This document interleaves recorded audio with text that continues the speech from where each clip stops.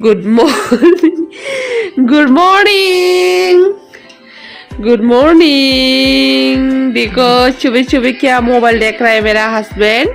ससुरमा पहन के कंबल ब्लैंकेट डाल के क्या मस्त मोबाइल देखा है चार्जर लगा के। Hello hello mister, good morning. Good morning बोलो। Morning morning.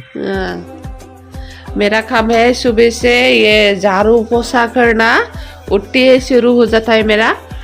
चलो आज का वीडियो देखो शुरू। गुड मॉर्निंग खुलुमबाय, आंनि बे मोनजुलि ब्रह्म यूट्यूब चेनेलाव नोंथांमोनखौ फिन खनसेबाव बरायहरनाय थाबाय। आशा खालामो नोंथांमोना बयबो मोजाङै दं, आंबो मोजाङै दं आरोना। स' दिनैहाय मंगलबार सोरांलायबाय जालायबाय खामानि शुरु। स' नोंथांमोनाबो बयबो मोजाङै दं होननानै आं आसा खालामो। सोलो आंनि भिडिअखौ जे मोजां मोनो नायनो स्टार्ट खालामदोनि। सोलो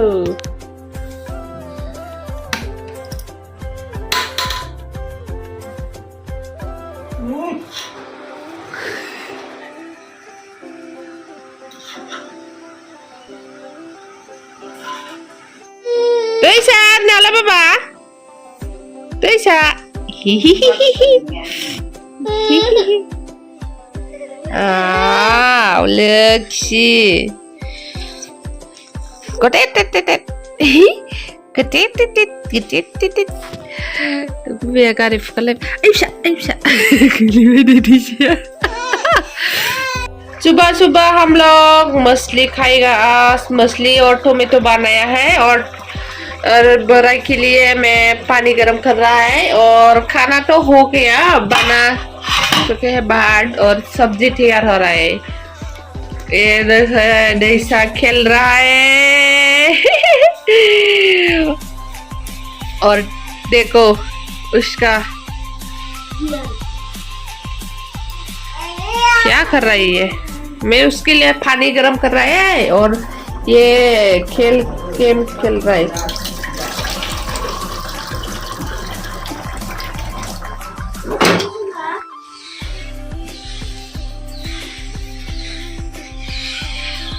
नो प्यार बढ़ता है ये बीबी का जूता पानी पीने से प्यार बढ़ता है। प्यार बढ़ता है कि नहीं बोला था? प्यार बढ़ता है। देखो मेरा हम लोग का बच्चा रो रहा है, मेरा बच्चा। आयो abai hwnna sen halai abai deh pida oh juga ben mudah kenapa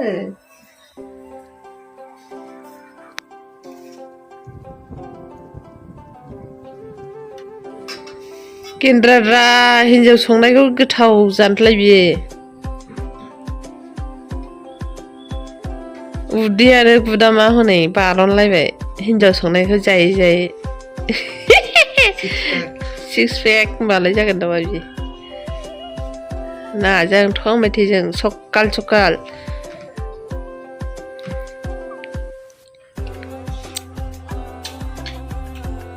गोथाव। नोंलाय माला थावाखै होननाय बायदि गोथाव जादों होननाय जादों आरो। मा बाथोन मानि बाथोन? गैला, जलफि बाथोना थाबाय थायो नामा मोनानिफ्रा सोरबा? दुर मैया मानो जानो हागोन नोङो? मा जाबा नोङो नोंसि बाजाराव? मा जाबा होनसाय? आलु पक'रा खा। गोदाव सोराव नोंनो दा मोनायाव आलु पक'रा बानायना जागोन दा? जाय दायदि दे जाहोनो हायो। आलुखौ रुनानै दोन मिथिबाय? ओमफ्राय बाक्सखौ आं बानायफैगोन। मारै बानायो दे खोन्थालाय। गथाल' बानायनो। बोरै खालामो ओमफ्राय? गोथाव जायो? सिथाबाथा बे ओरै गल गथा माबा फिंगार बायदि बेखौ आलु पक'रा होनफेरो नामा? बेखौ बेसर लाबोनांगौ, बेसरावहाय उरै जाफेरो नामा? जाम्बा बेखौ बेसरजोंसो सावो। जागोन जागोन दे लक्ष्मीखौ लायनो थांनो नागिरदों बेलासिनि 4टा जाबाय लक्ष्मीया टिउसन लादों नालाय 4:30 गयो स' थांखानोसै लासै खाथिखा 5 मिनिटजों नाङा सहैनो थांनानै थाहैनोसै एखमबा थाबबो गयो नालाय दैजिया दासो उन्दुना सिखारदों बुगबनो हेलौ होनदे बाबा हाय दे बाबा दैजिया दासो उन्दुना सिखारदों बुगबनो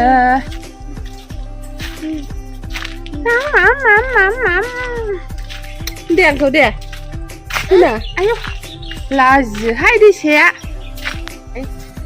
माबोरै होनाबालाय बा होनदों दे होनसै खिथाद' मोसौ माबा गाबनायखौ सोलोंफालायबावो होनदोंनो मोसौआ दे खिथाद' मोसौआ बोरै होनामोनलाय मबाइल खेबबा मिथिलायो बेबो खिथालाया केसरा जानो मिथियोलै नै दैसाया बिब'खौ स्कुल सिङाव हाबलायलायनानै नायबाय आरोखि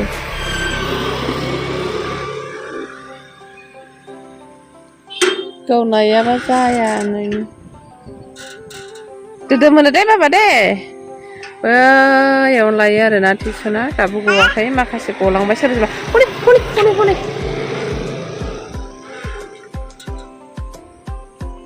जि दुस्थ'हाय बे न'आवबो दुस्थ' बाहेरावबो दुस्थ' थास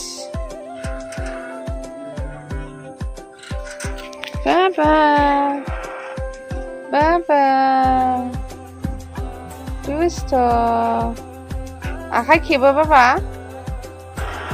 आरो फांहरबावगोनसो बियो बेखौ बेलाय बिरादखा दिदि फैनायखौ बोरै नुनांगौ बिदि फांनानै बाबा दैसा दुस्थ' दिदियाबो उथान फैदो बिब'खौ फैनाय नायै फिसा बामखांदो बिब'खौ फैनाय नुनानै थांथारबाय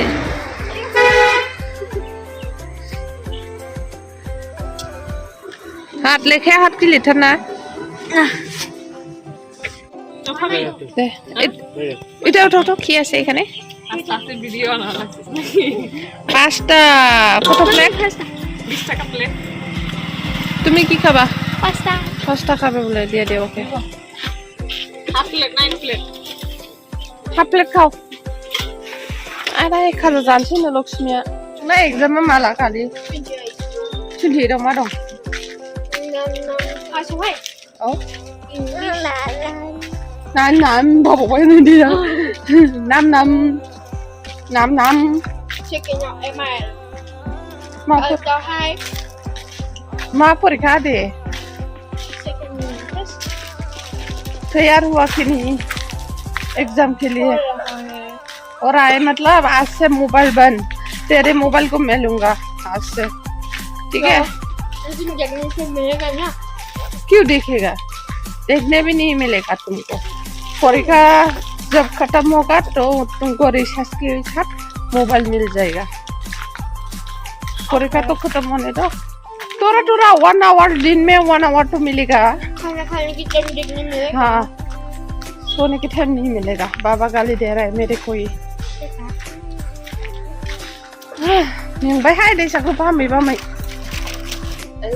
नोंने दाबो सफैया खैथा जागोन टाइमा 7टा जालायलायबाय दाबो सफैया आरोना नोंनिया